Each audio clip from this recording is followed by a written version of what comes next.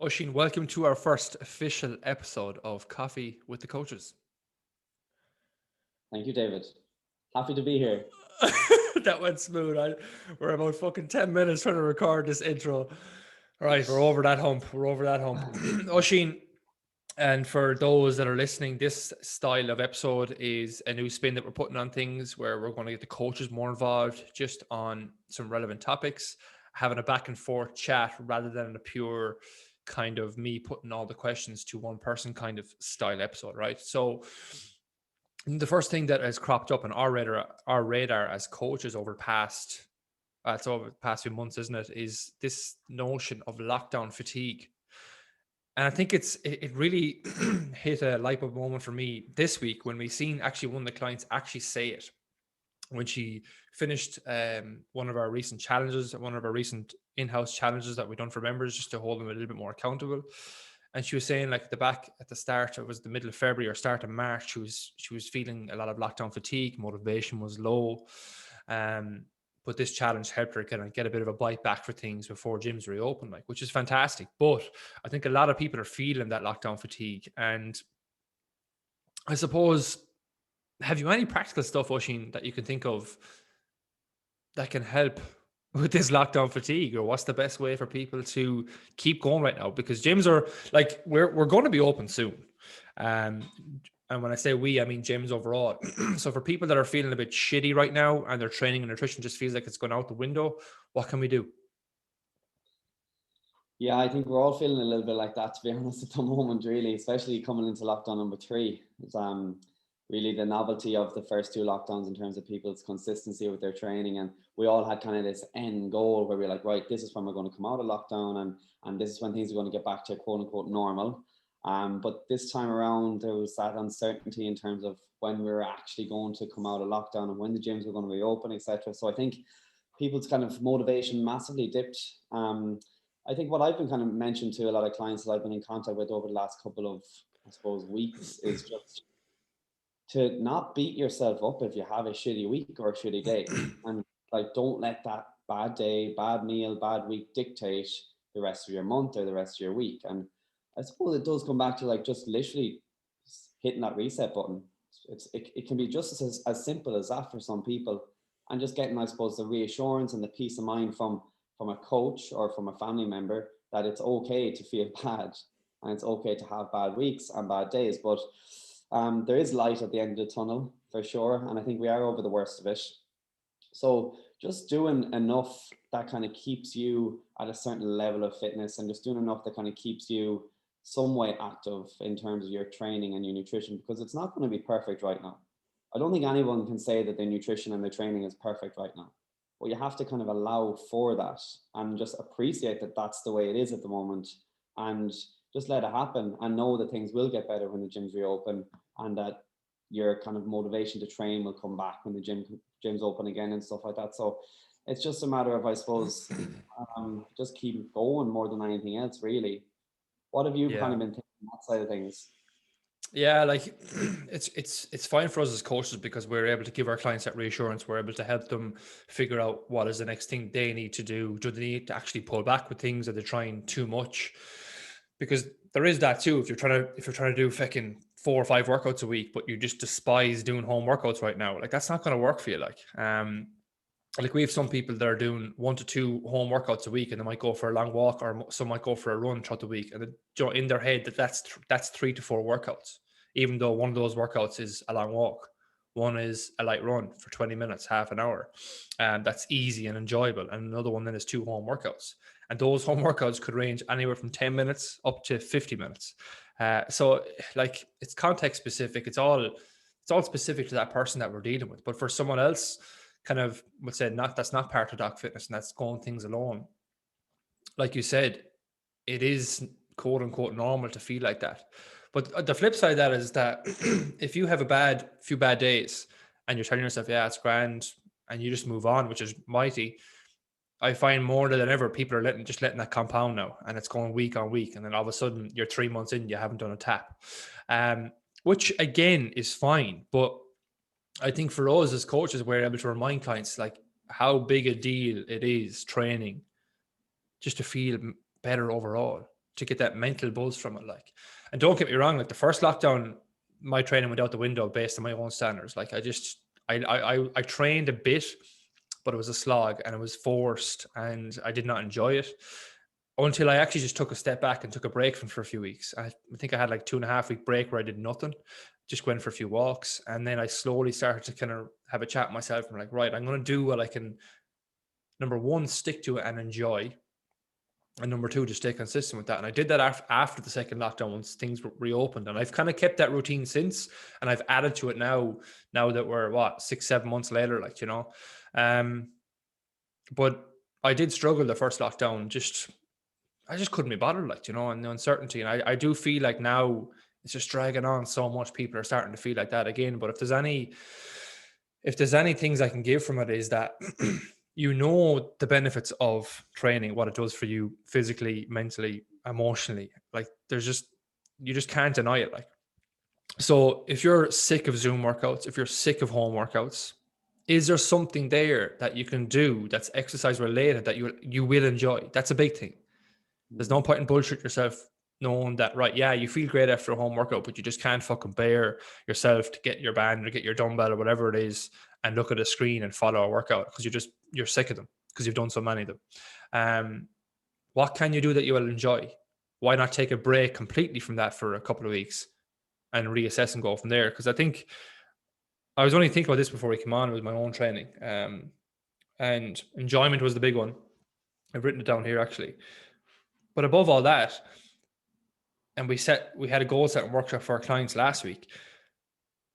We take time 4 times a year, and it all takes us an hour and a half to set compelling goals that are personal to us, that we're motivated to continue doing no matter how we're feeling. Because that's what true motivation is. Motivation is not something where you get a bit sparked up now after this podcast. It's something that needs to kind of keep you moving forward in the background, no matter what way you're feeling physically or emotionally or mentally. And that's a big deal for me. If I don't have an overall compelling why, or some people classify that as vision, if I don't have a bigger picture at play for me, I've no goals to base that bigger picture. I've no goals to base that off. And then I've no action plan to base off because I've no goals.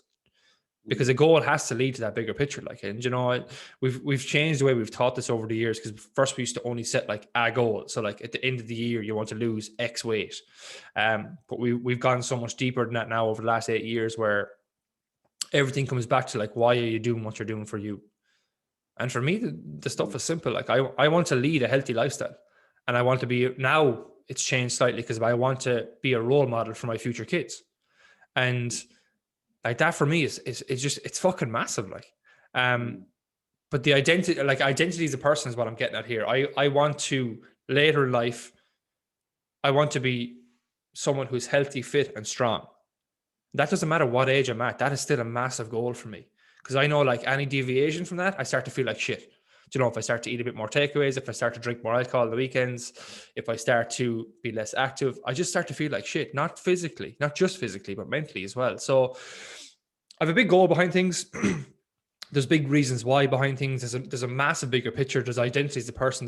There might be values as a person that you have. There might be principles as a person, and then you build goals off that. Like, but I think the ultimate thing here is that we're playing the long game. We're not letting lockdowns dictate how we're feeling day to day, even though they do have a big fucking effect on things. But because I have that long-term stuff at play, I'm playing the long game. I'm going to do stuff that keeps me moving forward towards that, even though I mightn't be, you know, firing on all cylinders. I think I only seen this 2 weeks ago. My back flared up. Probably a combination of things, fucking stress, moving house, picking up babies off the floor with my nephew, changing nappies on the floor, bent over, my back was broke. But my back flared up massively, and I fucking went deadlifting the same day, which is stupid. And I think I lifted more weight than I have in a year and a half that day. Slogged through it. Next day, I couldn't move off the couch. Couldn't put on my socks without pain. And that led into now, which is 2 weeks ago. And it's only this week I've been back training. But at the same time, that was just like it was a reminder to slow down a little bit, which is another factor of lockdowns when you've the other spectrum of people that are doing too much. But it also, I stayed doing something. I did the upper body workouts, even though I cut them in half. So I left out the other half of that workout, but I did like 3 movements, I think it was, for 2 weeks, 2 sessions. I went for a couple of walks. I did like the bare, I wouldn't call it the bare minimum. I did more than the bare minimum, but I did a level where I still enjoyed and still could stick to, even though my motivation was shot, because I was in pain every day. Like, and I just could not have been arsed. I wanted to sit in the couch and I wanted to do nothing. But I did something where my motivation was just about enough for me to do it. And I think that's a big thing in habit formation as well. And when people are trying to change things, and we do it with clients when they're trying to change a goal or go after a goal, don't fucking set yourself 5 days a week of a training plan when you know for a fact that when you get a shitty week, you're only going to be able to stick to 2. And then because you only do 2 sessions in that shitty week, you're going to feel guilty because you've already set yourself the target of 5 sessions a week. So that's why we set the bar at a realistic level. And if you do more than that level, then it's like an added bonus, and that's just the way we view things for clients and put the perspective around it and whatnot. But yeah, that's a long-winded way of seeing how things have gone for me the last few months. Yeah, anything to add on that, man? Yeah, I suppose just to circle back to kind of like your why, and your why is slightly changing, and or whys are always slightly changing. But if you, I suppose, take that, and you've been fine tuning this, and we've been fine tuning these goal setting workshops over the last 7-8 years, and every single one we do is just slightly different because we're constantly fine tuning them. So, like, let's say for someone that has a why, how do you actually cement that why? How do you take the next step? It's like, I want to get to here, but what is the next step from there? A lot of people can understand, right? I want to be healthier for my kids, or I want to lose weight to be able to play with my kids. That's always a big one that we get a lot of the time. But like, what's the next step from that then? What do they need to do? Like, Yeah. I think I brushed over that why again. That why needs to be strong enough. Like, it needs to be compelling enough that you're motivated to do something based off the back of it. And there is a scenario I read in a book years ago where if there was a burning, I think it's if there was a burning building and there was a TV in the ground floor, even though the fire's on the top floor, you mightn't be bothered to go in and get that TV because the building was burning, right? Versus a scenario B where the building is burning, you have your child at the top floor where the fire is on, but you're in the building next to it. Like, you're going to find a way to get into that fucking the building next door. And I think the scenario was you get a plank, you put it across the other building, you walk over, you grab your kid, you get back out. But that's because your why was so strong to go and get your child, obviously, right? And it's just an easy way for people to realize, like, is my why, my vision, my overall kind of bigger picture stuff, is that strong enough for me to continue doing things? And if you're a parent, I think there's some easy personal whys there for you. You're a role model for your kids. And I think the minute you forget that, like, your vision is just a bit skewed because you are, whether you're thinking or not, like, they monkey see, monkey do. I think a generic one, like being healthy and fit, it's not as generic as you think, because that's such a goal for some people. Like, and people only start to value that stuff when they start to go, I think personally, if people put on weight in their early 20s and they start to feel like shit by the time they're 24, 25, they're more motivated to change before they hit their 30s. But I see it happen with a lot of people that start to dip into the 30s and beyond because they're not as active anymore. They do have family. Their job is a bit more hectic, whatever, they've more things to juggle on their plate. So their health starts to go out the window. Those people value just being strong, healthy, and fit a lot more than your 20-year-old who goes to gym 6 days a week and doesn't blink an eyelid about it because he loves it so much, But what's the next step from there? So, like, after you have that strong why behind things, we like to set a target, basically. That's a part of your overall why. So, like, let's say for me, I want to be someone who's strong, healthy, and fit, right? Excuse me. If I wanted to sit down at the start of 2021 and look at the next year, you can do this 3 years, 4 years, 5 years if you want, but we just do it in a year block. We're like, right, what do I want to achieve in the next year in terms of my body composition? we do this for other areas of life as well. But what do I want to achieve from the next year with my body composition? And let's just say for me specifically, it's I want to go back to my GA club at the end of the year and be able to compete at whatever level it is. That could be one goal. And it could also be like I want to lose 5, 7, 10 kilos so I can be strong, healthy, and fit. Like that's a year goal. So then once you have that, then it's like, right, that's the goal. What's the plan now to get to that goal? And body composition goals are always the easiest because you know that, right, there's a certain amount of training you need to do each week. There's a certain amount of nutritional work you need to do each week, whether that's building habits, whether that's sticking to a deficit, whether that's sticking to a calorie surplus, whether that's eating more protein, tidying up your diet overall, et cetera, et cetera. There's many avenues you can do, but that happens daily and weekly. And once you're ticking the boxes with that, you're going to get the end result goal depending on what you're doing with your diet and your training. And then we take that and we chunk that into 90-day blocks, because a 90-day block, your goal is already set like for the year. And the 90-day block is just a smaller snapshot of that goal. So you just condense it down a little bit. And that's it. You get your 90-day goal. It's like, right, if I want to lose 10 kilos in a year, I might lose 2 to 3 kilos over this next 90 days, which is easy. What do I need to do that? I need to train 3 or 4 times a week. I need to eat in a calorie deficit for the next 8 weeks out of those 12, so I can have a 4-week break. You know, there's all these. This is what we do with clients. It's not as easy for people to figure this out themselves, but that's what you need to do: is break it down. Yeah, definitely, because you need to know the steps, because if you don't know the steps, then you've got no direction. I think like coming out of this lockdown now into kind of when the gyms do reopen, it's going to be, in a way, I feel like it's going to be like a New Year's kind of style thing, where people are going to come back, and if they don't have proper guidance in terms of training and nutrition, they're going to go gung ho. They'll go to the gym 5 times the first week. They'll be absolutely crippled for a week after, and like that's going to just filter down because they don't have that kind of direction. So kind of easing ourselves back into things when the gyms do reopen is going to be absolutely vital there in terms of training. Yeah, sure. And I do firmly believe people that are listening to this podcast are going to be more clued in than your average Joe. But like, I feel there's going to be two kind of realms. That, like, there's going to be a good influx of people going back into gyms, which is great. I think it will. A lot more people are aware of their health and how important it is now. But you're right. I think that there will be a lot of people that just dive straight in head first and then burn out within a couple of weeks. Like, and that's the same for anyone, really. Like, you know, it's the same for the 20-year-old that wants to gain muscle and dives in 5 days a week from day one. He's not going to be able to sustain that a few weeks in. And if he does, the quality is going to be terrible. Versus the, 45-year-old parent of 3 that just wants to do something for them right now. Like if they go in and do 3 full sessions in their first week back, they're going to be crippled.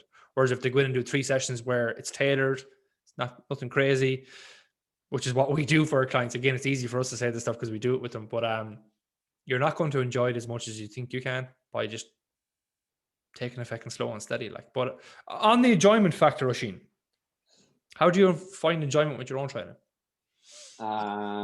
It has its ups and downs, for sure.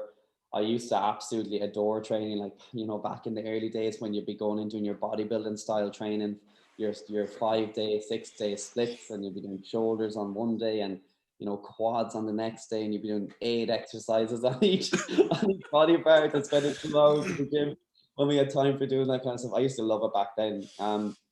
It did take a little bit of a dip, and it kind of goes up and down, but I think at the moment I'm definitely kind of enjoying it more than I have in a very long time, for sure. And that has come down to, I suppose, liaising with you a lot on my training, and just literally like not doing too much, like doing enough that just kind of keeps me at a level of where I'm kind of happy in terms of my progress. And that's been big.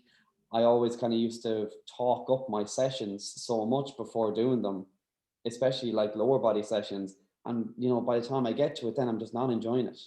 Whereas now I just don't even think about it. I just go in, I get my training done. And it's good that I have, I have your help in terms of like, I don't even need to pick my exercises because you do that for me. So that's good. That's great. But definitely my enjoyment in training over the last 2 years, I think, has definitely improved for sure. But it comes back to like literally taking that time and not spending too much time in the gym, and just doing enough that I need to do, and just keeping consistency. That is the biggest thing. Was I was very inconsistent with my training for a long time, and I do it in little spurts. And I can relate to a lot of people that find it difficult to come into a gym and actually follow a kind of a consistent plan or a consistent training program in the gym, because I was that person. But now it comes back to my why and kind of what I want to achieve. And like, that's what kind of entices me to go to the gym and just get the sessions done, especially on the days that I'm not kind of feeling it. That's where your kind of quote unquote motivation doesn't really come into play, when you have that good routine and that consistency with training. Because realistically, like, we're not going to really look forward to every single gym session that we do. But when we have a good routine and good consistency, we just get them done. And it filters back to your why, and your why being bigger than how you're feeling on that day. And that's what entices you to actually go and just get the session done. That's been huge for me over the last 2 years, definitely. It's the importance of routine though, like, and you have the why that's kind of built the routine, but the routine is what's going to keep you going when you just couldn't be bothered. And I think this came from Dan John, strength coach, years ago in one of his books. Is that out of every 3 sessions you do, one is going to feel great, one is going to feel, it's grand, you get through it, and then one's just going to feel shit. And I see that weekly with my own training. Some sessions I'm buzzing for them and I'm flying through them. Other sessions I'm like, it's grand, just get it done. Other sessions, like other sessions then I'm just like, I just don't not want to be here. Like, again, it's normal, and I didn't feel as much as that when I was younger, but now I do. But again, it comes back to that factor of how much am I doing? Can I stick to that? Because if 5 days a week at X amount of volume is better for muscle gain, it's not for you if you can't stick to fucking 3. And I think the first time, Oisin, I started helping you with your training is because you were coming in here and you were like ignoring what I was trying to chat to you on and to get you to do, because I could see it straight in front of you. I was like, Oisin's trying to stick to this 5-day week program, super high volume, but he's missing 2 to 3 sessions of it a week. And then he sees that as such a negative thing that rolls into the next week. And then all of a sudden he might miss a week in a row or 2 weeks in a row. Remember that used to happen. And then eventually we had the conversation, and we started, I think, was it 3 days a week? Because you were like, no, I want to do 3. I want to do X, Y, and Z. We tailored some of the exercises a bit more suitable. We tailored the volume, and you've been consistent, up to date, like on that. Same goes for Brian here as well. Actually, Brian's with us only a few months. He's put on 10 kilos. Yeah. In the last, 8 months or something like that? Something crazy. And his strength has gone through the roof. And again, he even said it to me a few weeks ago. He's like, I've never done training like this before in my life. And I was like, what were you doing like before? Because Brian is a personal trainer. He's just like, I was just hammering myself with volume and doing this muscle group this week. And I was like, that's all right. Like, we all did that, but I'm glad to see how much of an impact it's had on your training today, because sometimes I forget the way people do things when you're doing it so long yourself. You're like, there's so much better ways to do things, like, do you know what I mean? But to see a PT come in and put on 10 kilos, enjoy his training, and just see his strength go from strength to strength every week and enjoy it, like, it's unreal to see that. And in terms of his nutrition, even he didn't make any crazy drastic changes to his food. He was just like, he wasn't tracking his calories or anything like that. It was just literally, I'm just going to eat when I'm hungry kind of thing, and just be a little bit conscious as to kind of trying to consume a little bit more calories. But it was class to see 10 kilos. He was like, I couldn't believe it, to be honest. Yeah. Well, we had a lot of private chats in the background when I was here with him on his own. I was giving out to him for like skipping meals for like 6 hours straight, because he was a little bit hungry, but not too hungry. Just like, man, you have to eat, like, and just literally there was a phase I was just telling him what to eat.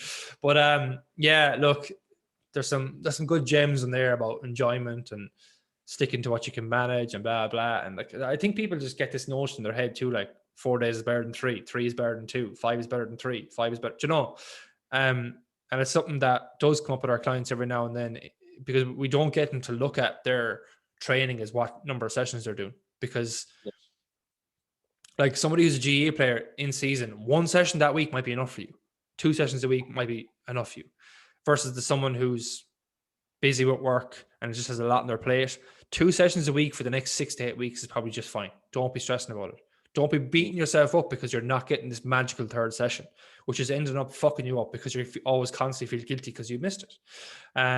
Again, it's perspective stuff. It's perspective stuff too. Like, I just like to kind of filter back to that a little bit. Like, and this is a big thing with me. We just talk about the routine of actually getting your 3 to 4 sessions in. For me, anyways, that was kind of, because again, it's all relative to the individual. But for me, it was getting your 3 to 4 sessions in a week. And like, again, the days, whereas before, if I wasn't feeling like training, I just wouldn't train.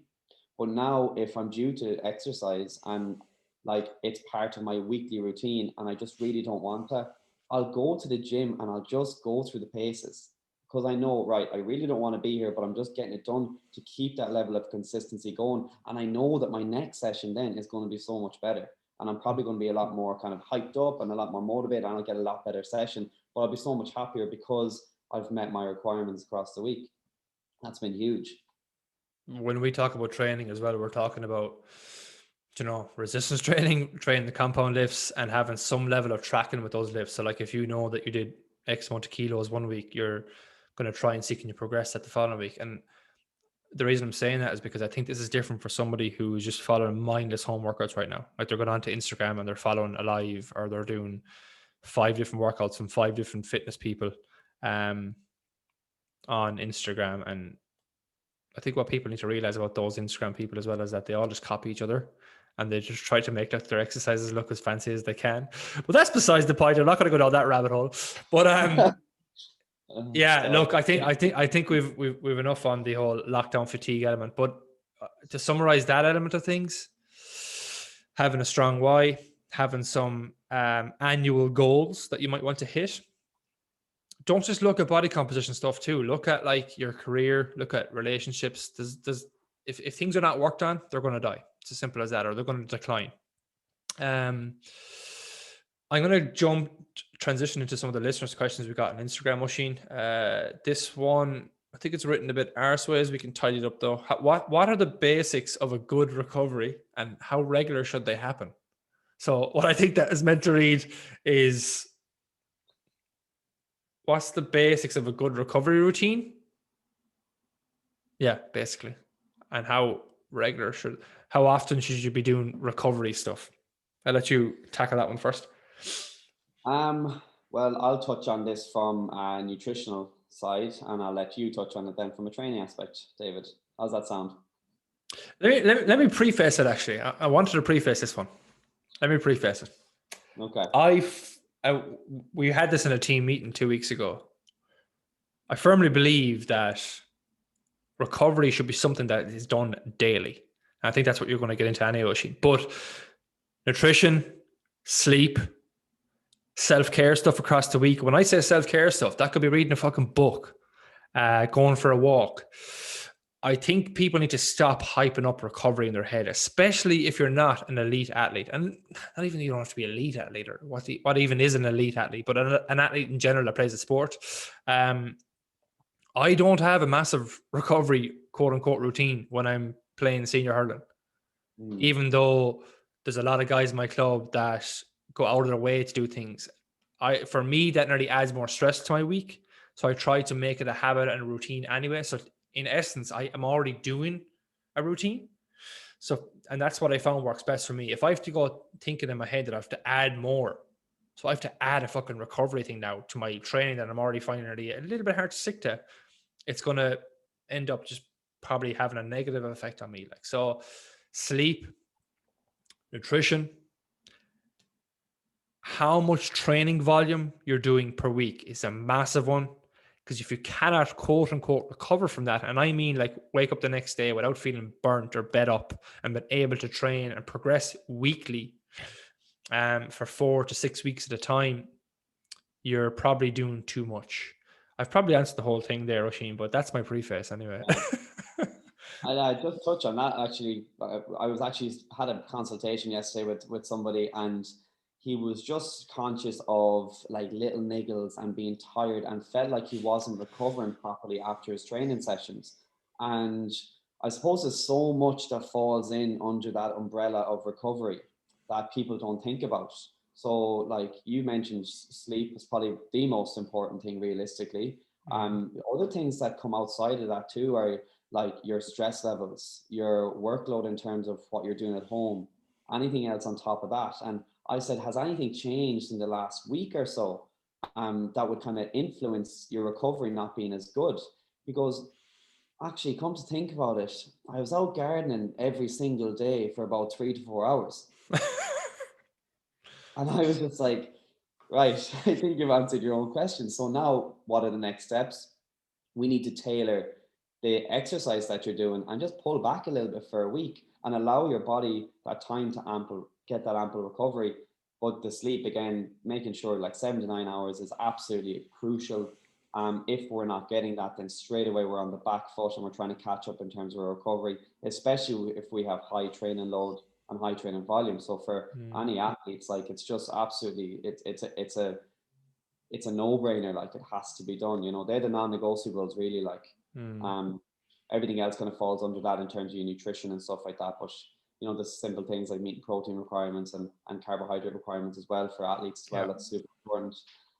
That's not just for athletes though. Like we're talking, like I view our clients as athletes anyway, because most of our clients train more than an average athlete does for an average Irish sport. Like, so it's like around here, going to the sea is a big one, especially in the GA world anyway.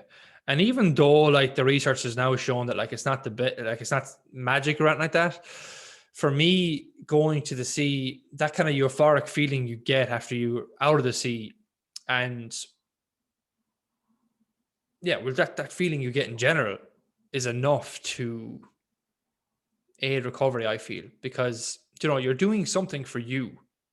All you can think about that time when you're in the sea is kind of focusing on staying afloat and trying to warm yourself up. You think about nothing else. So it brings you pure present in the moment, and you might do it with friends, you might do it on your own, but I do think it's phenomenal. Like, but again, I feel that kind of stuff, which I would classify as self-care, that's stuff that we should nearly be doing anyway. Yeah. You know, like you don't need to go doing half an hour foam rolling sessions twice a week. Which is what some people put out there as recovery issues. It's different if you have mobility restrictions, or look at if you enjoy doing a bit of 10 minutes on a foam roller, that's grand, but like it's just not my cup of tea. So it's managing your training is where the biggest recovery is going to come in. And you said there 7 to 9 hours sleep, yada yada yada. We all know that. But what's happening for the mother who's getting back into her training and she's breastfeeding and she's up all night, and the husband who's doing that as well? Like, again, you have to tailor your training. If you want to enjoy your gym work, you're not going to be able to handle stuff that you were able to handle months ago or years ago. So you have to tailor for that point in time. And it's the same goes for stress. If you're fucking stressed off your head right now and you're pissed off at lockdown and everything else, training is going to feel like a bit more of a slog anyway. But being aware of these things, it allows you to move forward, I think, a little bit better. Second question. It's for you, Oisin. When are you going to stop getting your hair cut like a scanger? I actually genuinely thought that something that's come from you, is it? No, I think you know where it's come from as well. Oh, stop. Listen. Do I have to answer that question? Next question. Up to you. Next question, David, please. I enjoy my haircut. Not right now, but each to their own. Isn't that right, Doc? Don't be letting your 7-year-old cut it for you. Is probably the biggest thing there. Like, I'm gonna have to do something with mine soon. I'm using my headphones as a hairband right now. A bit out of control. Sick of hearing people talk about haircuts in lockdown. I see it everywhere. Let's move on. Should I take creatine for fat loss, Oisin? Last question. Should you take creatine for fat loss? You can. Yeah, it's not going to help you lose body fat faster, but it can definitely help kind of, I suppose, maintain a certain level of strength if you are in a calorie deficit, because that's obviously the most important thing if fat loss is our goal. So taking creatine during the fat loss phase, perfectly normal to do that. You can definitely do that. It'll help, again, as I said, keep you at a certain level of strength along your fat loss phase. People talk about a little bit of retention of water, but wouldn't worry about that too much, to be honest. So yeah, what would be your thoughts on that? if somebody's not taking it, I think it's a bit of a no-brainer to start taking it anyway. And our viewpoint has changed on this over the years because of other research coming out with cognitive help and whatnot. But for strength and muscle mass alone and power production, why wouldn't anyone want to take creatine? And it has been shown as well for diseases like Parkinson's disease and what's the other one? There's a few. Sorry. Alzheimer's. Yeah, and there is research shown to help with things like that. Now there needs to be more done, but in terms of fat loss, let's forget about the water retention thing. That's a relevant point. It's just, yes, creatine holds a bit more water. Big wow. Yeah. Who gives a shit? If you start taking creatine in a fat loss phase, you're going to be able to do a little bit more in the gym, whether that's lifting a little bit stronger, getting an extra few reps, or being able to do sessions with better quality even. That's going to help aid in muscle retention. That's going to help make you enjoy the sessions more because you're not emptying the tank as quick as you used to. So yes, I think you should take the creatine for fat loss. If you're somebody who just doesn't really care for that stuff and you couldn't be arsed taking creatine every day, don't bother. But if you want to get the most from your training, whether it's fat loss, muscle gain, strength, it's probably the biggest no-brainer supplement you can take. The only reason we don't talk about it too much with our clients is that we don't want to put too much on their plate early on. And it's something that we bring in down the line, because when we're trying to change nutritional habits and sleep and train more and do this and do that, adding in loads of supplements can just send people over the edge sometimes. And it's just like, oh, it's too fucking much. And then they end up failing, giving up. But are you consistent with creatine year round? I fell off the wagon with it completely there now over the last lockdown, to be honest. But that's because I was up in the Hape with moving house as well and stuff like that. So, and now I have no kitchen, so creatine is currently in the utility room somewhere. But I started back taking it, I think, a few days ago. But it's not, who gives a shit? Like, it's no harm to cycle on, cycle off. And usually when I go away on a holiday, so a 1 to 2 week break a year is what I'll do. But other than that, I'll take it year round. Yeah. And everyone talks about this loading phase for creatine. No, we're not going to talk about loading phases, are we? Fuck off, like. It could be a one-liner response right there, David. Don't bother. People actually will have, like, people are thinking. Yeah, because they go on and read online about, creatine gets into your muscles quicker if you load it, and that's true. But like, do it if you want to do it. I just don't see the point in it. The reason why I don't is because I've tried it with a couple of clients before, and one of them got diarrhea, and one of them got stomach cramps. The other one was grand, and I did it before a few times. I was grand, and then I remember. It was that last year I cycled off it for a while. Not cycled off, I sound like I'm on fucking gear. But I came off it for a while out of, I think it was a holiday, and I forgot to start taking it again. And I was getting back into my training. And I could genuinely feel a little bit weaker, like combination of not training it for a couple of weeks as well, obviously. But I was like, I want to get the creatine into my system quicker. So I started double loading. And I felt like shit for like 3 days. I remember saying to Robbie in here, he's like, what are you doing? And then and I was like, well, I started taking X amount of creatine. He's like, well, just stop that and see what you feel. I stopped that. The next day I was grand. So it can have these negative side effects. Yes, it loads into your muscle quicker. How much quicker? Is it like by 7 days or something like that? 7 days, yeah. Otherwise, if you just take your standard dose, which is 3 to 5 grams a day for 14 days, then you get the benefits of creatine.